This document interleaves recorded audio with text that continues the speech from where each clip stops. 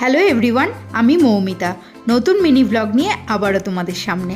রোজ ভোরবেলায় উঠে হাঁটতে যাওয়াটা আমার নিত্যদিনের অভ্যেস। আগে অবশ্য আমি একাই যেতাম, কিন্তু এখন ছেলে আমার সঙ্গী। প্রতিদিনই একটা চার্চের সামনে দিয়ে আমরা যাই আসি, কিন্তু কখনো ভিডিও করা হয়নি। কিন্তু আজ আমার ছেলে বলল, মা এত সুন্দর জায়গাটা, তুমি একটা ভিডিও করে নাও। তাই আজকে মোবাইলের ক্যামেরাটা অন করে আমার বন্ধুদের জন্য এই সুন্দর জায়গাটার একটা ভিডিও করে নিলাম।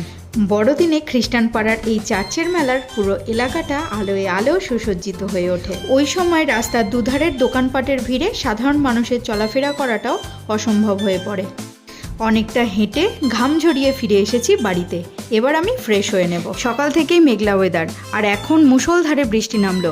বেশ অনেকক্ষণ ধরেই এক নাগাড়ে বৃষ্টি হয়ে চলেছে।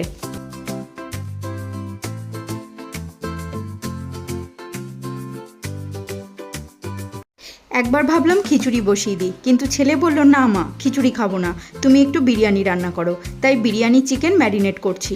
বিরিয়ানির চালটাও ধুয়ে রেডি করে রেখেছি, বড় বড় করে আলু কেটে নিয়েছি, আর পেঁয়াজও বেশ খানিকটা পরিমাণে কুচিয়ে রেখেছি। আমি খুব সিম্পলভাবে বিরিয়ানি রান্না করি, আর তাতেই আমার ছেলে, আমার হাজব্যান্ড খুব ভালো খায়। আজকের ভিডিওটা এই পর্যন্তই। ভালো লাগলে একটা লাইক আর অবশ্যই চ্যানেলটা সাবস্ক্রাইব।